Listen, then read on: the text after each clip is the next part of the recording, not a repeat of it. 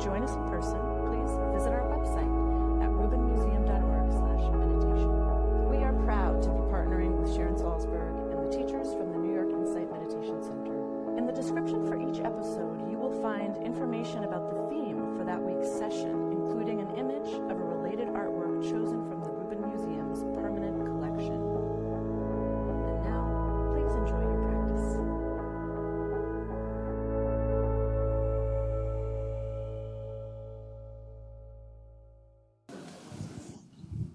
Good afternoon. Welcome to the Rubin Museum and to your weekly mindfulness meditation practice.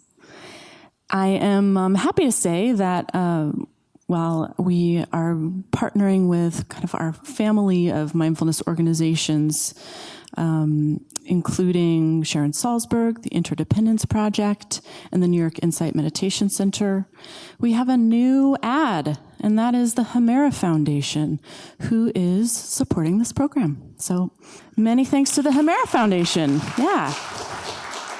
Welcome, Hemera. Good to have you. How many of you have made it up to the 6th floor now to donate your Om to the Om Lab? Great. So as you likely know, the Om Lab is this experiment of sorts that we have on the 6th floor. We are dedicating that space to really an exploration of Om and of understanding what that small and potent seed syllable is all about. It is a mantra in and of itself, and the sort of precursor to many mantras, specifically in Tibetan Buddhism and other religions as well. And our goal is to collect as many Oms as we possibly can. They are going to be featured in our upcoming exhibition called The World is Sound, all about sound, and sound is sacred matter, amongst other things. So your voice will be featured in that collection of Oms if you do donate. And so it is really within that context, this conversation about Om, about mantra, and about sound, that we are bringing you this month's theme, which comes to a close today. So throughout the month, we've been exploring this idea of mantra, of what it means through different lenses and Tibetan Buddhist lenses, but also through a secular lens. And we've been thinking about mantra as a powerful sound and sonic experience that is sometimes the experience of which, of hearing and listening to a mantra, is really more potent and powerful than the actual literal translation, the kind of content meaning of the mantra itself. And then we've also been thinking about mantras that we have in our own lives, in our own spiritual traditions, or in our own secular lives. Maybe they're mantras we didn't know we had, or they're mantras that develop through a relationship or over the course of time. And however they come to us, whatever their source or context, they are phrases that are repeatable, that ground us, and that give us a sense of connection. So today we are looking at this beautiful Thangka painting of Maitreya, sitting on this very colorful lotus blossom throne. And Maitreya's right hand is held in the gesture of blessing, and his left is held in the gesture of generosity. And we see lotus is a major theme here, with this very dominant, colorful lotus throne that he's sitting on. And it's a little challenging to see here, but under his feet are also 2 lotus blossoms that kind of support his feet there. And this pose that he's sitting in is actually an interesting one. We don't see as often as some of the other poses like royal ease, but this one is a Western style seated pose. And let's see, I don't have the year that this tanka was made, but Jeremy, I'm sure, can contextualize it a little bit more art historically for you if you'd like to take the tour afterwards. That's free, and take a look at this in person. But really, Maitreya, and the reason that we're focusing on Maitreya today is that Maitreya is a really important figure who has several mantras associated with him. He is considered the Buddha of the future, and is considered to be kind of living up in a heaven realm, waiting for Buddhism to die away and be forgotten about, and then he will help it be reborn and remembered. So that is his purpose. And the mantra that is associated with him is this one here, which is Om Maitri Mahamaitri Maitriye Swaha. Okay, you don't have to memorize it or anything, don't worry. But I just wanted to give you a sense of it. And of course, it begins with Om. So great to have Tracy Cochran back here with us today. She's leading our meditation, and she kicked us off at the beginning of the month, and she's back here to kind of wrap this up with us. So that's really nice to have her, as always. And she is the editorial director of Parabola, and that is a gorgeous quarterly magazine that is sold in the shop, all about the world's wisdom traditions. She is a teacher of meditation and also leads mindful writing workshops, which we will learn a little bit more about at the end of the program today. Please give her a warm welcome back, Tracy Cochran.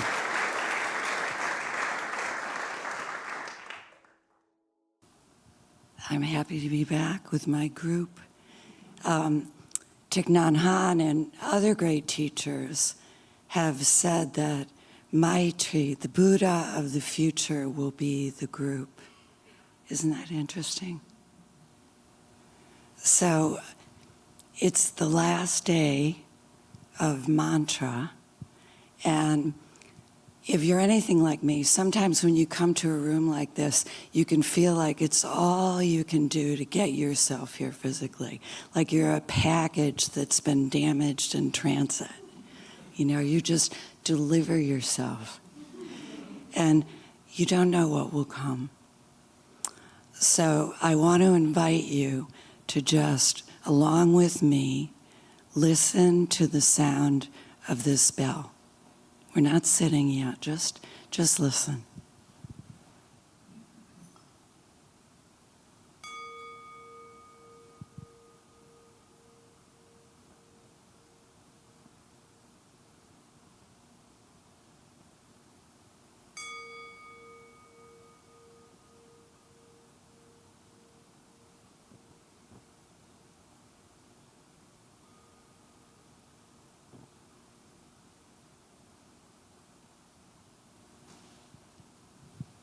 So there's something in us that vibrates with that sound. And Thich Nhat Hanh once said, just like there are every cell in our body, every cell is saturated with dukkha, with suffering.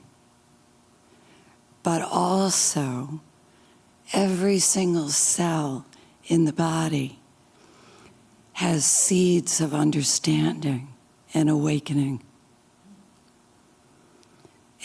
I don't know about you, but when I hear these beautiful bells, these Asian bells, I feel called somehow. Like there's a part of me that I forget all about that wakes up. And Thich Nhat Hanh used to talk about waking the bell, our listening. And it occurred to me when I was getting ready to sit with you that I haven't talked about listening. And listening is not hearing. Listening is that part of us that responds. The poet Rilke said that listening is obedience to what is. Isn't that beautiful? And I know that ancient monastic Christian tradition would talk about the ears of the heart, able to hear something, calling us to our true home, as Thich Nhat Hanh would put it. That we're more than we've decided we are. So rather than talking about it, I thought we would spend a couple of minutes together doing what we did the very first week, which is called a rolling Om. And I need Dawn's wonderful voice and all of your wonderful voices, because my voice doesn't Om, so in a traditional way, shall we say. So rather than listening to me talk, we're going to enjoy, we can shut our eyes, it's nice to shut our eyes, and let ourselves say Om, which remember is a syllable that vibrates with life itself, with the beginning of the universe, with all life. And let yourself Om as quietly or as loudly as you feel to, and at your own rhythm and pace until I ring the bell. And we'll start now.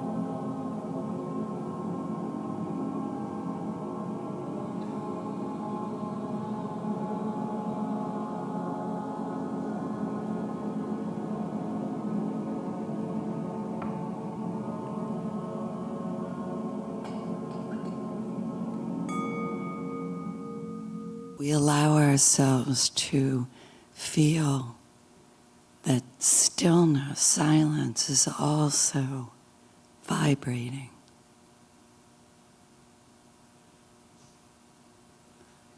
Resonating in us.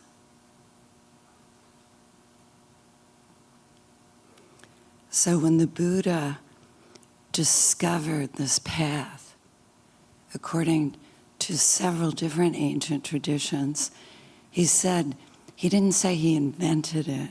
He didn't say he was marketing a brand new program for liberation. He said he rediscovered an ancient way. An ancient road rose up to meet him. And when we hear how that sound lands on us and the bell, and also the vibration, the mantra of stillness itself, we remember that we were made to wake up. We were made to be part of this cosmos. On any given day, we can feel like we're just not up to it. You know, like the universe it's old and it's vast, and it requires a PhD in astrophysics to understand our place in it, and to understand that all of the cosmos, all that is seen and unseen, is made of vibrations. That seems to take math skills beyond my own. And yet it's right here. We are made to feel it, Dogen, the great medieval Zen master, said when we sit down together, we sit in a circle, we join the ancient ones. And the Buddha, when he said he rediscovered this ancient path, said he discovered the path that was walked upon by the ancient ones. And it's so cool to remember that when you come into this room to sit down, we're sitting down just like the ancient ones, just like people in all times who had a longing for something they couldn't even necessarily name. But they knew they were more than the separation of the thinking brain, the brain on the stick, as I usually experience myself. That there's something deeper in us that calls us. And remember, the root of the word holy means to make whole, to be part of a wholeness. It doesn't mean to be perfect. And we're made for that. It's good to know that we're literally sitting in bodies that we inherited from our earliest ancestors. And from, before that, from the cosmos, molecules that came to us from stars. Spinal columns that came to us from the first animals that stood upright. Parts of our brain from reptiles. And a part of us that some cultures call soul. And we don't talk about it in Buddhism except in a definition that comes to us that I like from Mary Oliver, where she said, the first, wildest, and wisest thing I know is that the soul exists, and it consists entirely of attentiveness.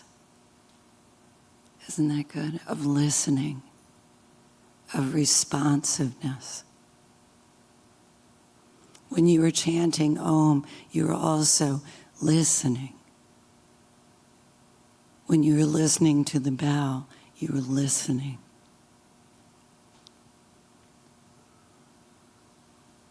So something unfolds in us naturally when we sit down together. And in this Sangha, in this room in particular, Dawn and I were talking before that we've been through a lot together, haven't we? Since it started. Some of us have been through a lot. And we've been through a very challenging year.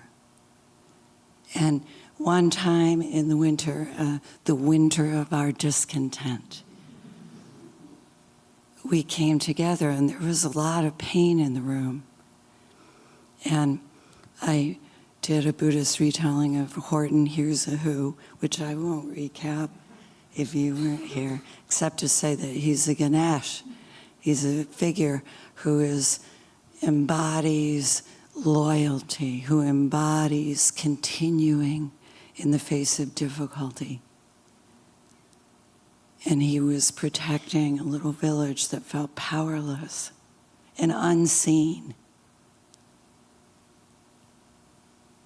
And at a certain point, they had to rise up and help him. And they did it by saying a mantra that we have repeated.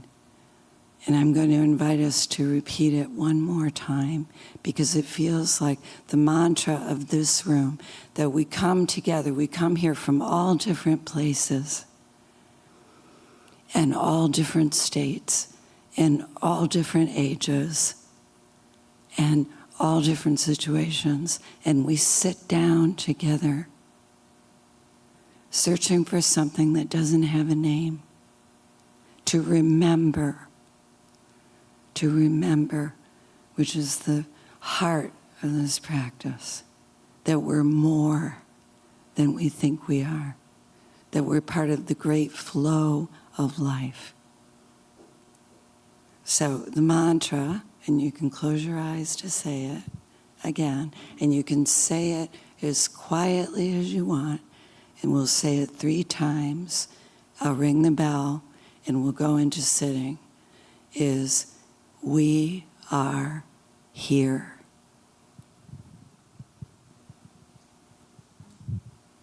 We need to all say it, everybody. We are here. We are here. We are here.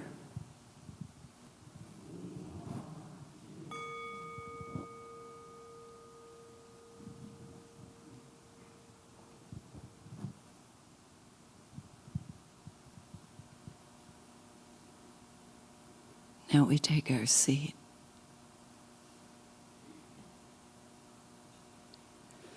Remembering that our effort doesn't have to be perfect. It's a practice of showing up. We're sitting down. We're letting our spines be straight, our spines that came to us from distant ancestors. And our feet are square on the floor.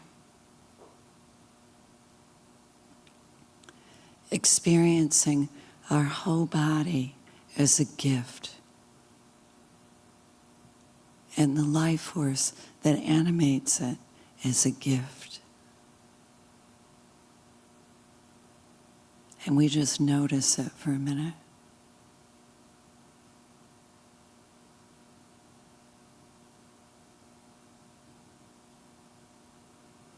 And as we feel ourselves relax a little bit, we bring the attention to the rhythm of our breathing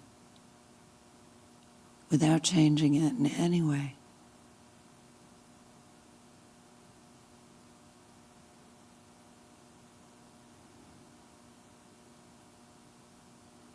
Noticing that this rhythm also is a gift. From the beginning of life,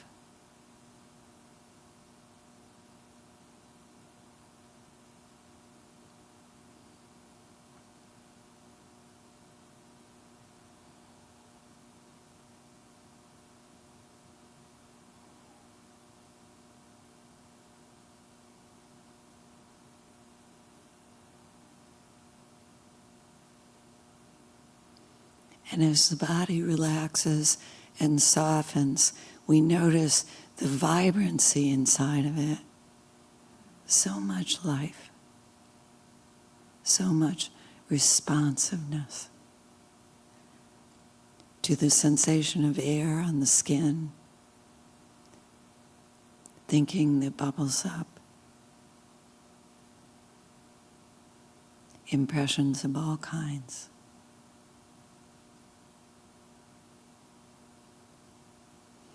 And when we notice we're being taken away, we gently bring the attention home again to the breathing and the experience of being in this body.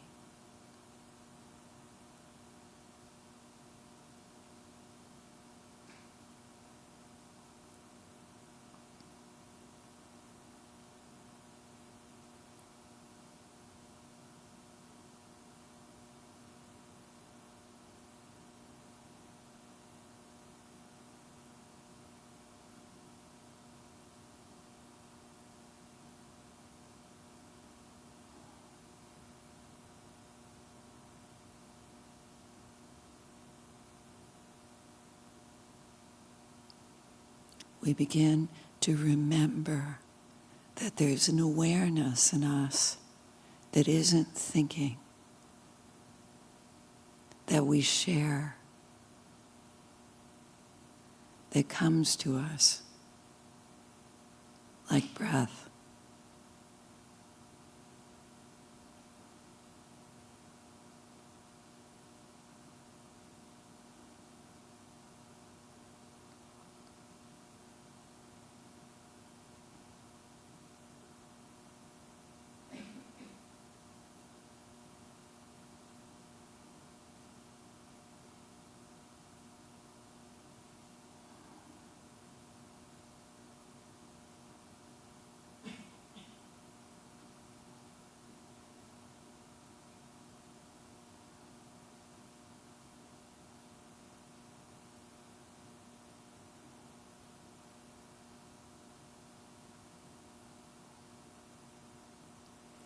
when we get carried away, we notice this and gently come back again to the breathing and the body without judgment, without comment.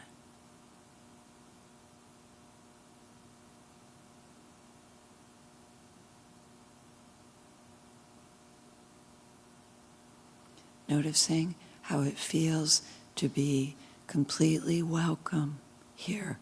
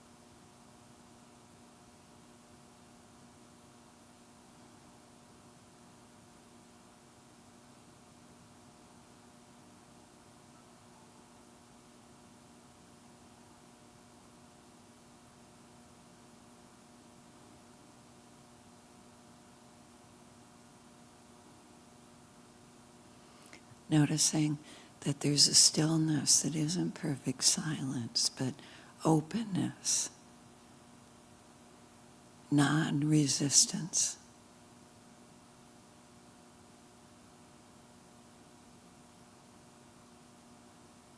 We allow ourselves to vibrate with things and let go.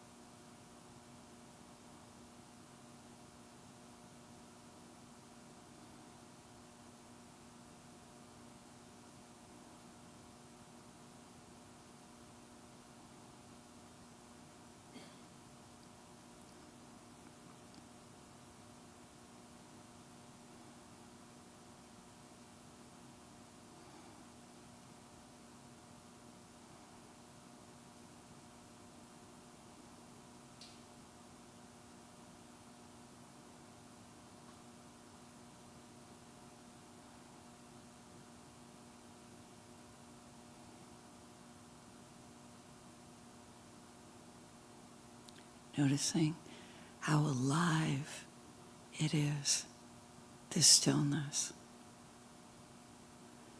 That there's a light of awareness like sunlight that can see without judging. And that as we let go and get quiet, we open to forces of all kinds. Breath, light, compassion.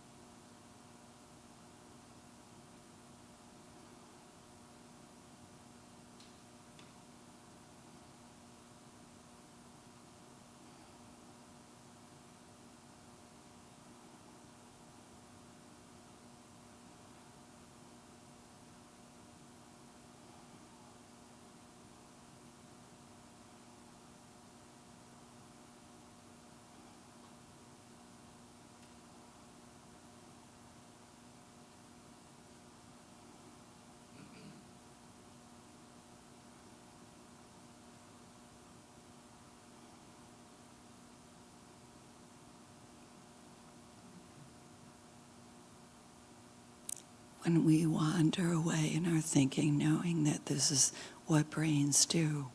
It's natural. And come home.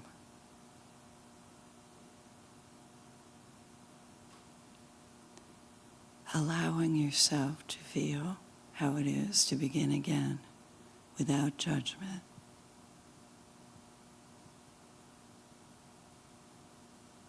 And be welcomed.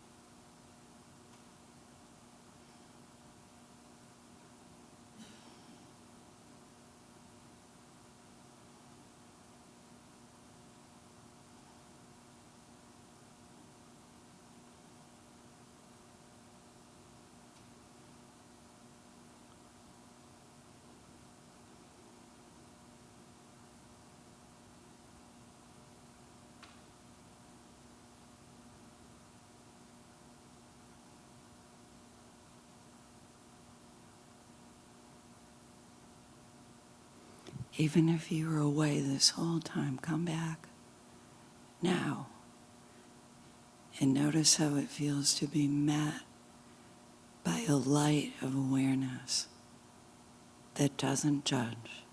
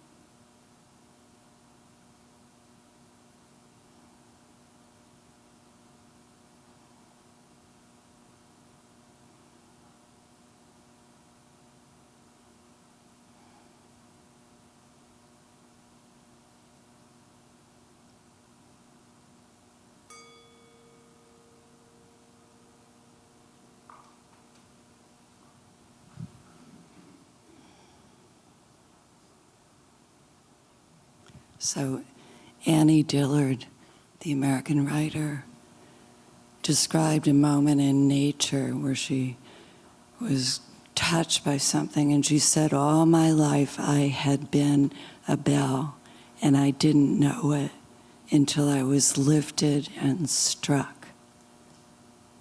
And to me, that's what this practice is. So thank you.